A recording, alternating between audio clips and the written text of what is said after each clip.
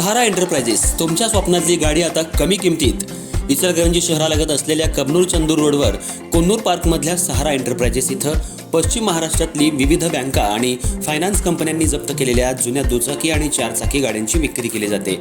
Showroom किमतीपेक्षा 25 ते 50% कमी दरात, उत्तम स्थितीत आणि संपूर्ण कागदपत्रांसह त्वरित डिलिव्हरी.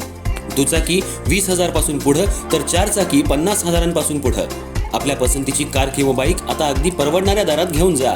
विश्वास, पारदर्शक व्यवहार आणि उत्तम सेवा हेच आमचं वैशिष्ट्य.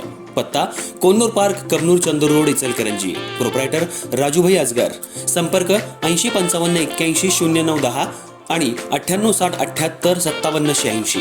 सहारा एंटरप्राइजेस, दर्जा, विश्वास आणि बचत यांचं परिपूर्ण ठिकाण.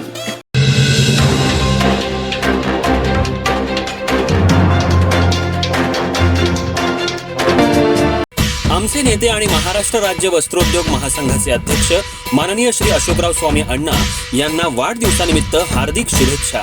शुभेच्छुक अशोकराव स्वामी अण्णा मित्र परिवार. इचलकरंजी शहराच्या जीवनावश्यक पाणी प्रश्नासाठी आज संस्थेच्या वतीनं गांधी पुतळा परिसरात सुळकुड दूधगंगा पाणी योजनेच्या अंमलबजावणीसाठी निदर्शनं करण्यात आली.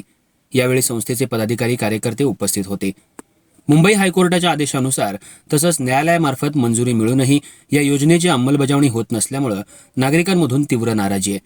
अनेक वर्षांपासून पाणी टंचाईचा सामना करणाऱ्या इचलकरंजीकरांसाठी ही योजना जीवनदायिनी ठरणार असल्यानं ती तात्काळ सुरू करावी ही प्रमुख मागणी यावेळी करण्यात आली.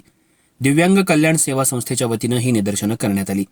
पाणी हा आमचा हक्क आहे, सुळकुड दूधगंगा योजना तात्काळ राबवा अशा घोषणांनी परिसर दणाणून गेला.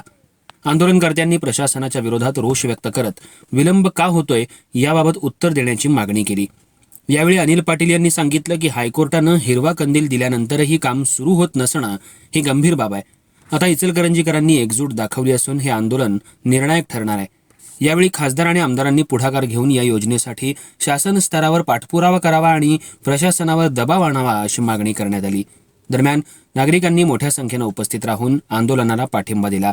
येत्या काळातही मागण्या मान्य न झाल्यास अधिक तीव्र आंदोलन छेडण्याचा इशारा देण्यात आलाय.